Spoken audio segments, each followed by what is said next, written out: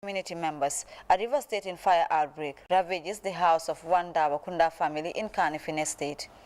In the internationals, Senegal eulogizes one of its most prominent modern-day football stars, Babouba Diop, who passed on last week.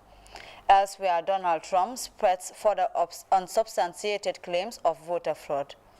Well, these and much more coming ahead in this edition of the news with me, Aissatou Keita, and thanks for joining us.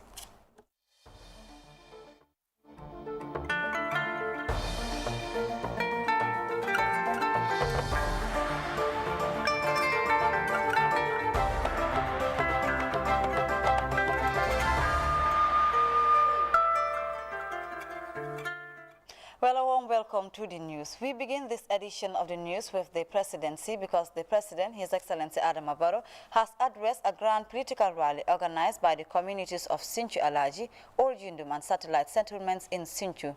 The Gambian leader has also addressed another mass rally in the Kombo North settlement of Brufut ahead of his nationwide dialogue with the People's Store. Samuel Bahasmo.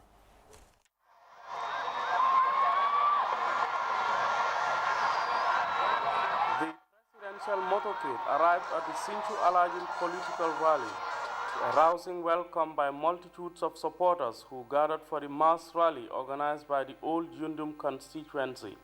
Addressing the rally, the Gambian leader thanked the people of Old Yundum constituency for their show of support and solidarity, saying it was a great honor to return home to a constituency that prepared him for the country's highest office. President Barrow reminded the gathering that they were part of a dear and great nation and are therefore duty-bound to stand up for their beloved country. The Gambian leader called on people and communities to remain united, promising greater developments in the years to come. Local Government Minister Musa Drame said he was particularly impressed with the turnout, which manifested the show of support for the NPP. Several speakers, including Jebel Toure Nyima Sise, Numu Fati, and the National Assembly member for the area, all renewed their support for the National People's Party, citing an impressive development trajectory. At the mass rally in Sinthiou Alaji, scores of UDP, GDC, and APRC supporters, including Usman Gay, switched allegiance to President Barrow's National People's Party.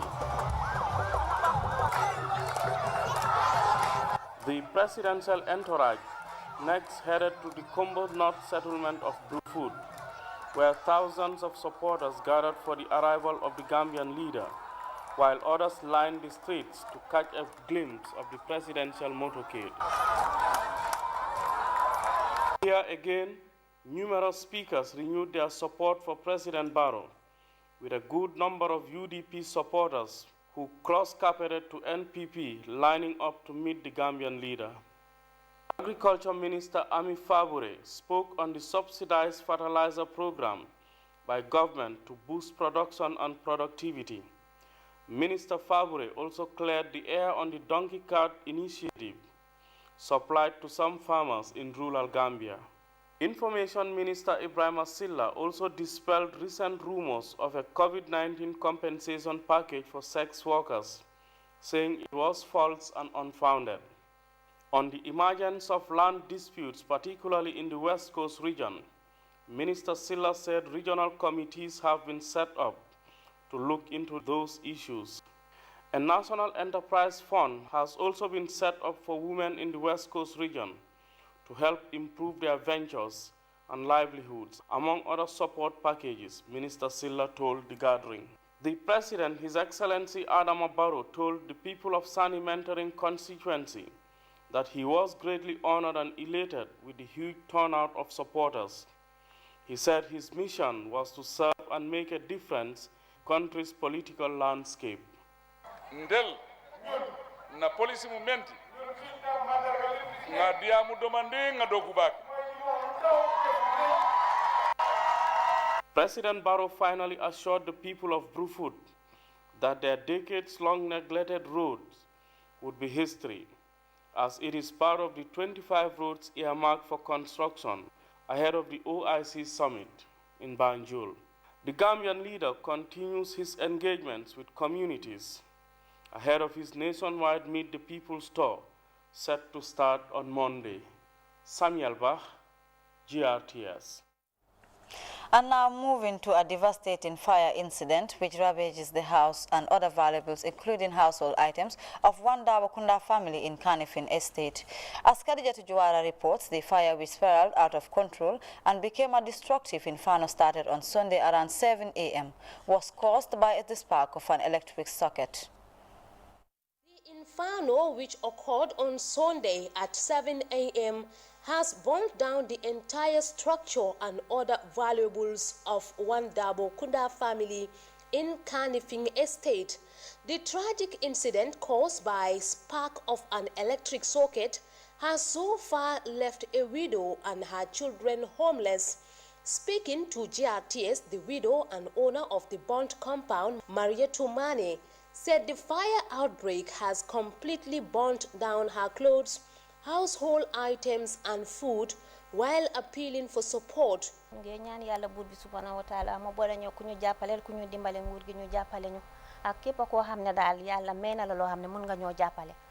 I'm calling on philanthropists and the government to help us. Everything is burnt down.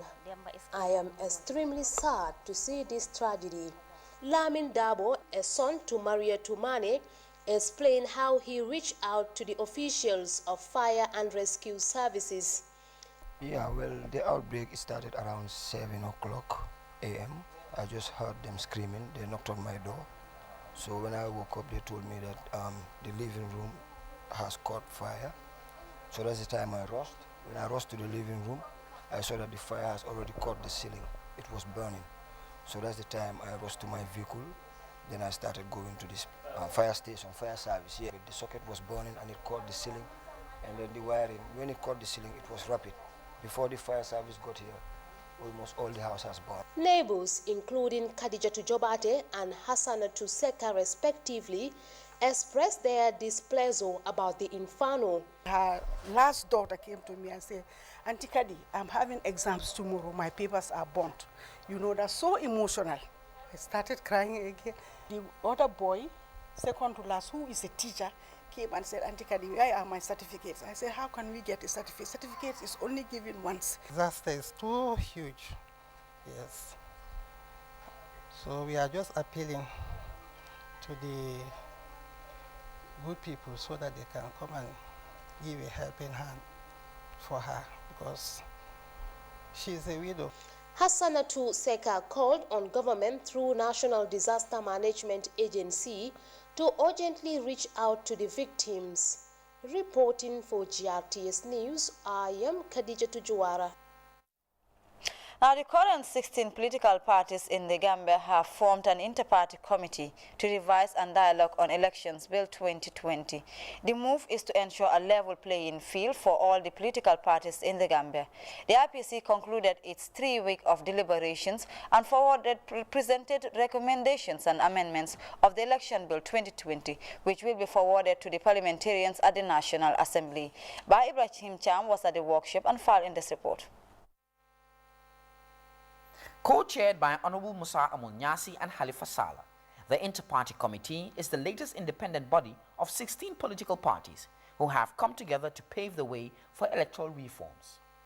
The Inter-Party Committee's 3 week forum revised and amended the Elections Bill 2020 of the IEC with the sole purpose of conducting free and fair elections. Co-chair Halifa Saleh gave an overview of the key points that have been amended, to which 5 subgroups consisting of different political parties were tasked with doing a presentation on key subjects such as voting, election campaign, offenses and penalties, terms of the president, among others. Now, if you was talking about administrative areas and you talk about audited accounts, what are your plans as political parties? Would it not be fair to say that on the basis of equality, the state would at least provide some form of subsidy, subvention to the political parties by at least maintaining, on the basis of equality, all the regional bureaus with at least one administrative secretary in each of the political bureau, so that they run the bureaus? Amaduka of GDC presented on behalf of Group 3, touching on issues of presidential candidates' deposits to be reduced to $50,000, National Assembly members to $5,000, mayor and chairpersons to $2,500, and councillors to $1,250. And further delving into Section 109, Subsection 5A, on the declaration of assets and sources of funding. So this is the main reason why we said all political parties should and must submit or disclose their party assets and income, but the sources of funding need to be withheld so that people, individuals that support political parties are also not disadvantaged in their daily lives. Fatou Kijera of GMC presented on behalf of Group 2, addressing Section 11, the delineation of electoral boundaries.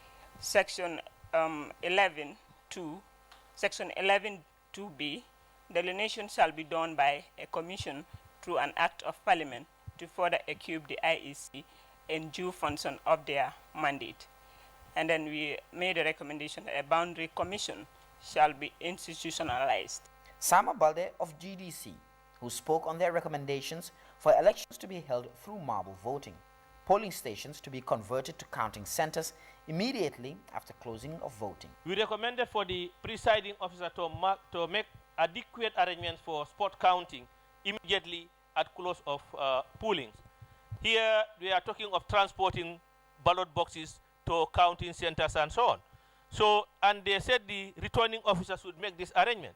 This is the work of the presiding officer and not the registering officer, the returning officer rather, because the presiding officer is in charge of the polling station and he's in charge of the voting system there.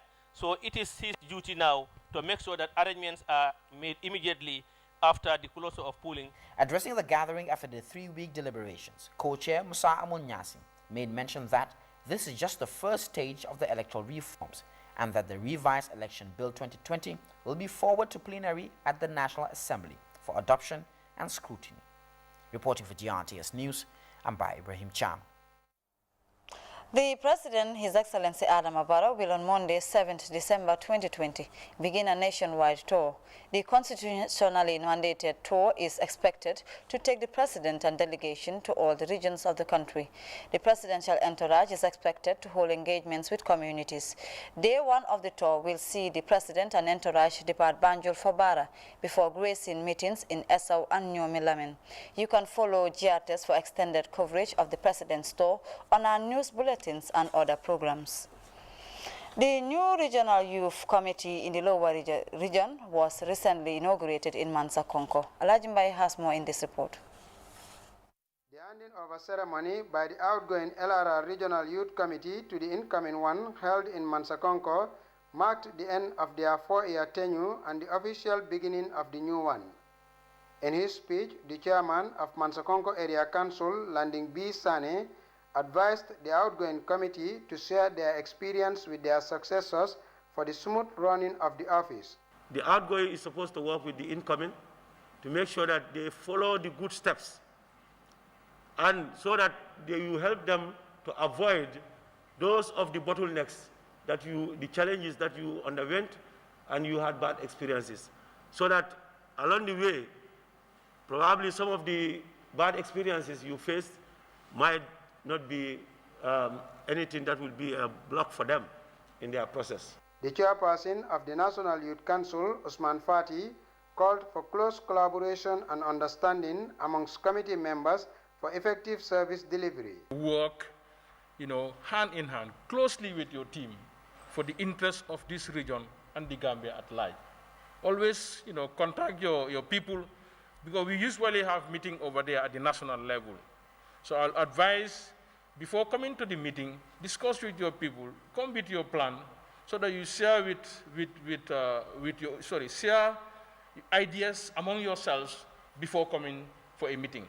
Because you are attending the meeting on behalf of your people, not as a person, Usman Sane, no. So please, I urge you, to work with your team and in globe, and let's put the interest of the Gambia first, and the young people first, before the personal interest. So if you do that, we will definitely develop this country. The outgoing regional youth chairperson for Lower River Region, Sekou Dabo, highlighted some of the successes registered by his committee as well as challenges faced during their tenure. But like I said, it's never easy.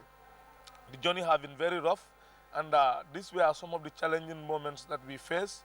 Communication was one thing, mobility, still under communication was another thing. These were the major challenge, and funding, because we start scratch zero. So when we came along the way in working with the ex-committee, then we were giving a youth committee, a youth center that was given to us by the committee of Pakalinding. We equally registered a lot of success in terms of awareness creation, in terms of entrepreneurship training. This committee has facilitated training for more than 500 or 1,000 young people in this region, who today are entrepreneurs. We've also filled a mini grant form for young people to access and improve their business. The new regional youth chairperson, Usman Sane, cited youth empowerment and employment creation initiatives as key priorities for his committee. My primary objective is to ensure that we boost the youth employment in the region. We want to ensure that youth employment increase drastically through various activities and various programs that are here for the young people in this region. My committee will ensure that the youths have this opportunity and ensure that these opportunities are available to all youths in the region. So basically that is one of my main objectives, and that is what I want to achieve in the short run, to produce or to provide initiatives that is going to provide employment for young people in this region. Various speakers advised the committee to put the interests of young people at the forefront of their activities, warning that the task ahead is huge but not impossible. Alajimbai, GRTS News.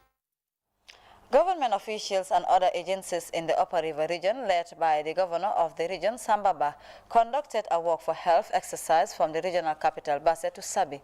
The exercise, as we hear in this report by our regional correspondent, Seydou Kamara, is meant to promote healthy lifestyle as well as foster unity amongst different stakeholders in the region. It was a morning meant to be spent at home relaxing, but these civil servants and security personnel in Basse, in the Upper River region, opted to put on their sporting gears and hit the road by walking 10 kilometers. This is the first edition of a Walk for Health initiative led by the governor of URL Sambaba, security chiefs, and department heads in the region. The objective of this Walk for Health is to promote the culture of exercising among government workers in the area and bring them together to interact and discuss important issues of development. The participants walked from Basse to Sabi and back again, covering a distance of about 10 kilometers. The procession was led by personnel of the 3rd Infantry Battalion from Basse Military Camp, which was fun-filled throughout.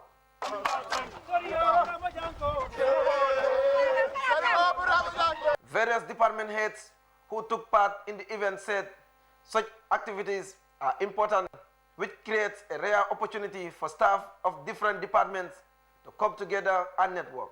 We all know that health is very, very important, and health is very paramount. We are here today doing work for health.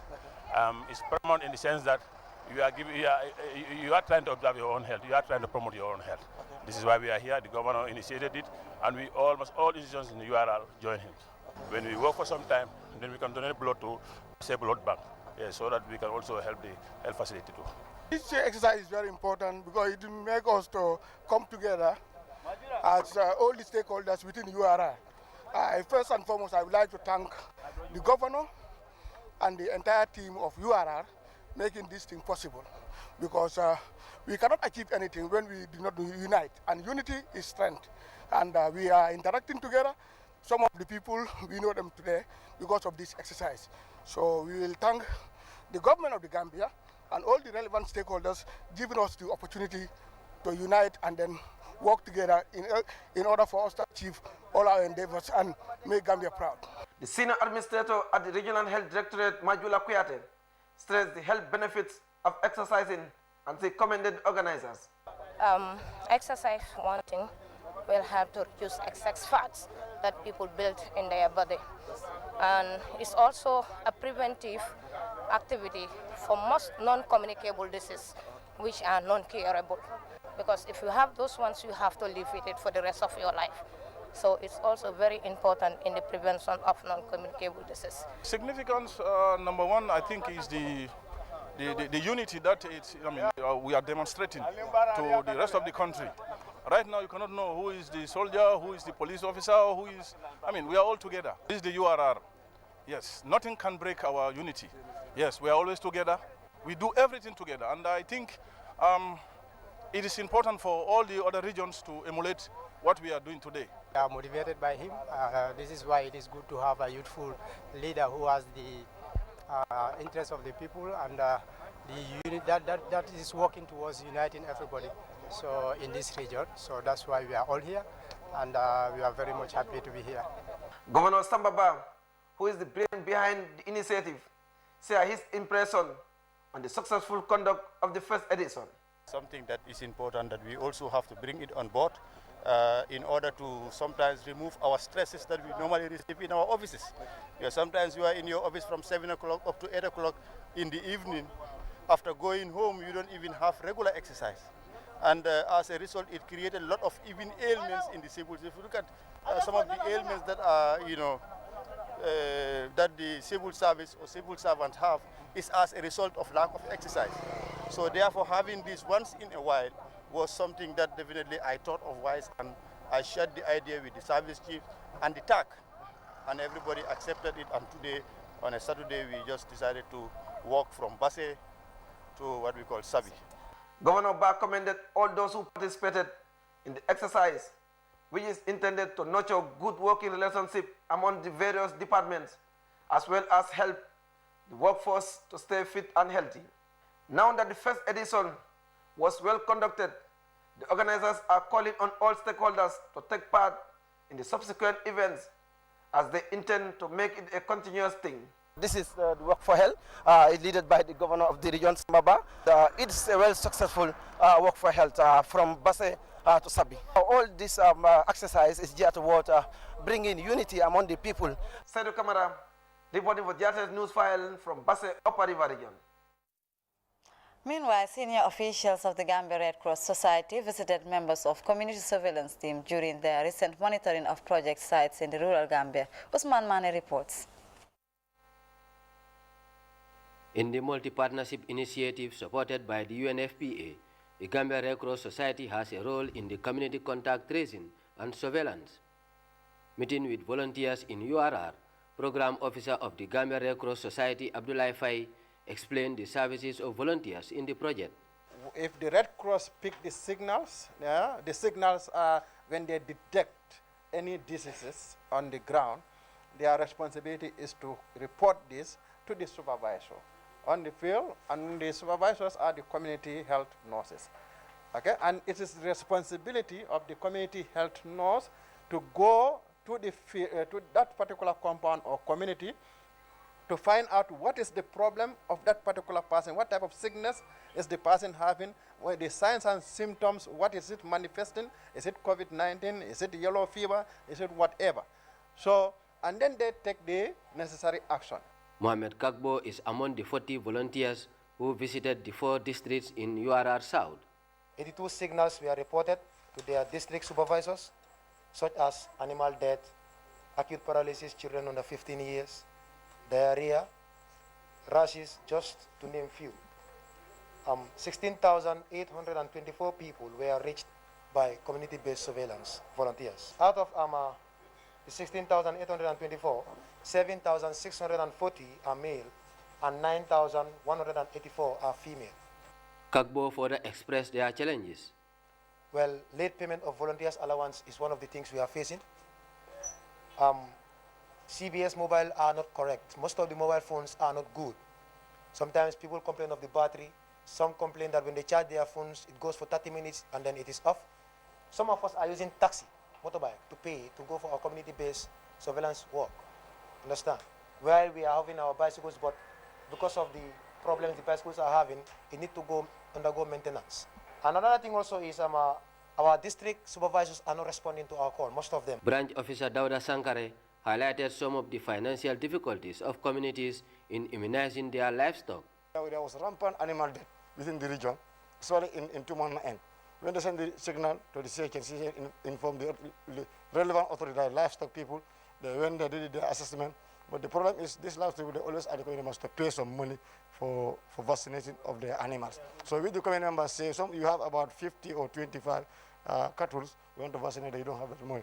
But the WFP, UNFP is informed, okay, they will take care of those issues. While responding to issues raised by volunteers, the Secretary General Gambia Red Cross Society Alassane Senghor thanked volunteers and urged them to be steadfast in their service. Our responsibility is to interact with the communities, collect the data and the information, and pass on the data. And as Mr. Dabo was saying, we have trace of the data because it's a signal that is sent through gadgets, and you record those things. So you keep your records and you do what you are supposed to do at the right time and the appropriate time and using the appropriate tools. You have a responsibility, do your responsibility. If they don't do what they're doing, they're supposed to do, fine. You just note it down, and when you have the appropriate time to talk about it, you talk about it. But it shouldn't be a stumbling block for you. It shouldn't discourage you from doing what you are supposed to do. This is a piloted project in URR coming at the midst of a pandemic, which makes the multi-partnership initiative cumbersome in coordinating activities. Usman Mane, GRTS. The National Council for Civic Education, with support from the UNFPA, trained traditional authorities, women and youth on the role of youth and women in decision-making and peace building. From Kerawan, Famara Kanye tells us more. With support from the UNFPA, the National Council for Civic Education is conducting community engagements across the country. The activity in the North Bank targets youths, traditional authorities, and women. The event aimed to introduce participants to the critical role women and youths play in decision-making and peace-building in society. To women and youths, despite constituting the greater number of the population, are usually sidelined when taking critical decisions, when making critical discourse in the country, especially in terms of development and also peace-building initiative. And this is what necessitated the NCCE, together with partners like UNFPA and in collaboration with Youth Council, to roll out this engagement where we can bring different stakeholders, especially the grassroots authorities, the local authorities, to be able to have a direct dialogue conversation with youths and women. This dialogue will not only emphasize the important role, the significant role that this particular section of the society can play, but also to recognize the demographic advantage that this section of the population have, and also to encourage the authorities to make sure that they engage, they involve women and youths in whatever their development initiative, whatever peace-building initiative they are taking. The day-long activity was also used as a platform for the participants to interact and share ideas to ensure all inclusiveness. Mohamed Suare, the regional youth chairperson of the North Bank, as well as Adrigas Law, Lady Councilor, both noted the significant roles youth and women play in society. They both added that their presence is key in any decision-making process, while thanking the NCCE for the initiative.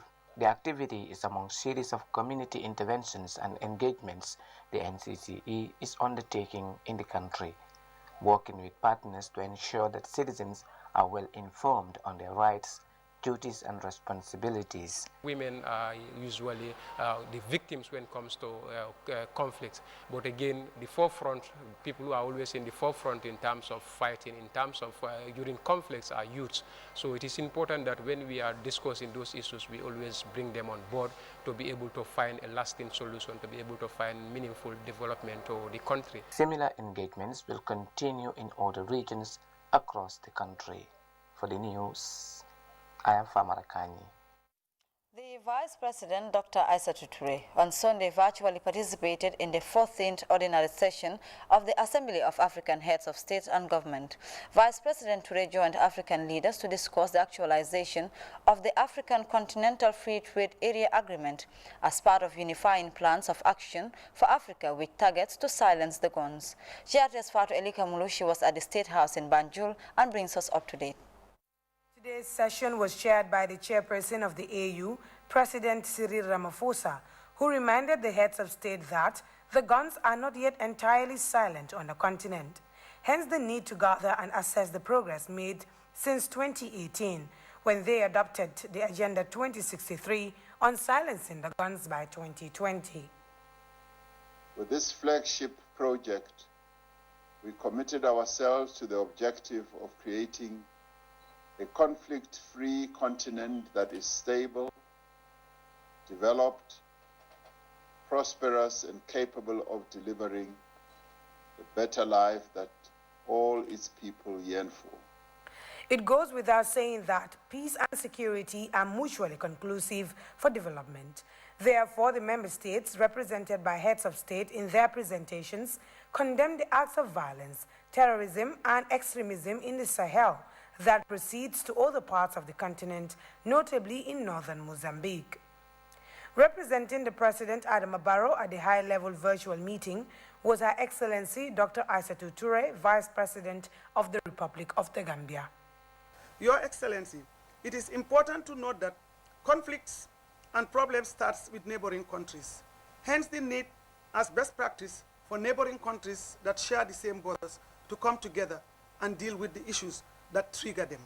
The Vice President also reminded the virtual gathering of the progress made towards peace, security, and development in the country. Since 2018, the CAF has been supporting the security sector reform process through the projects funded by EU, through the ICSP instruments, and France focusing on police reforms. Over the years, we have been working on collecting guns and small weapons, working with WANET. In partnership with the African Union Commission, convened a 3-day stakeholder workshop in Banjul, the Gambia, from 12th to the 14th of December 2018 on integrating the rule of law, security sector reform, transitional justice, and governance into stabilization efforts. The chairperson of the AU addressed the exclusion of women in the political and economic sphere, which continues to make them vulnerable in peaceful endeavors. However, the Vice President of the Gambia, in her statement, reaffirmed the country's commitment in including women and youth in conflict resolution and peace efforts. Mr. Chairperson, it is important to note that women and youth have been very critical actors in promoting peace and security in our various communities. They have been brokering peace initiatives, working with the relevant institutions. Therefore, building the capacities of these critical actors in peace, conflict prevention and resolution is key to sustainable development. Reaffirming commitment to the full and successful implementation of the AU Master Roadmap on silencing the guns on the continent needs a multifaceted approach to improve trade and economic investment to prevent poverty. Members are expected to adopt concrete steps on the day's agenda and contribute to this initiative by getting their institutions strengthen the agenda of silencing the guns. They are expected as well develop national action plans in line with the concluded AU resolutions on the pursuit of this goal. This, African leaders say, will require the efforts of all relevant sectors for a sustainable approach. Reporting for Grts News, I am Fatu Elika Mulushi. Well, that report by Fatu Elika Mulushi takes us to a break. The news returns in a moment. Do you want to win millions of dollars this December? All you have to do is dial *777# for free or call or SMS 1010 at $3 is only to participate in the new AfriHali show and be part of the 7 daily winners. Every Tuesday, Wednesday and Fridays live on GRTS, Afri Radio and social media platforms. Be part of our lucky winners. Where AfriCell goes, nobody dares to follow. Mood of pranking your friends? Change your voice and spice up your calls with AfriCell Magic Voice Service. You can choose to talk with a cartoon, a woman's or a monster's voice for only $1 per day. To activate the magic voice, call or SMS 188 or simply dial *188#. Have fun and enjoy the laughs. Where AfriCell goes, nobody dares to follow. Well, that was all we have for you in this edition of the news. Join us again at 10 p.m. for more news. Until then, stay tuned to watch the rest of our interesting programs and join John Bass by 9 o'clock for the Bichi Manjako program.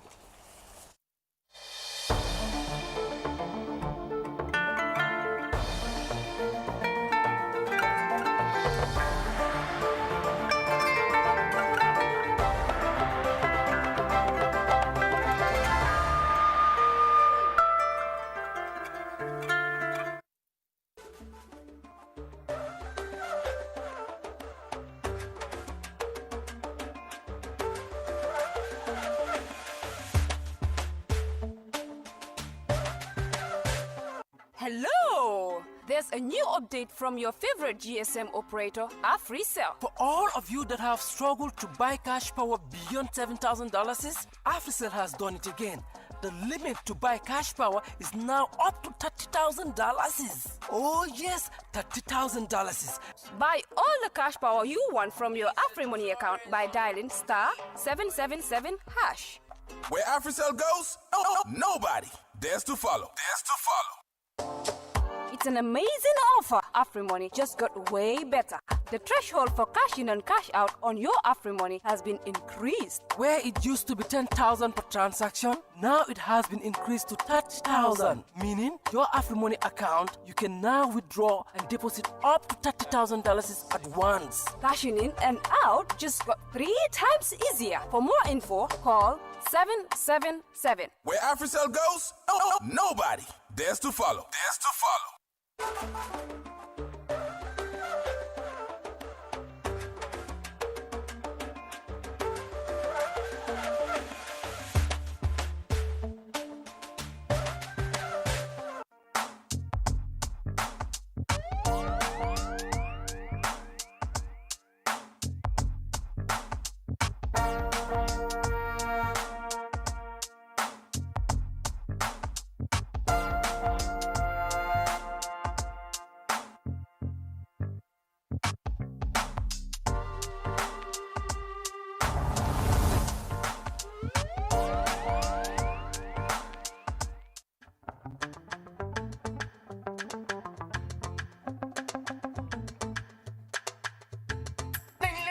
ci géej gi du géej gi am na njëriñ kaay leen ñu naan ndox mu seet a wóor nappi leen man de nappi naa nappi leen man de nappi naa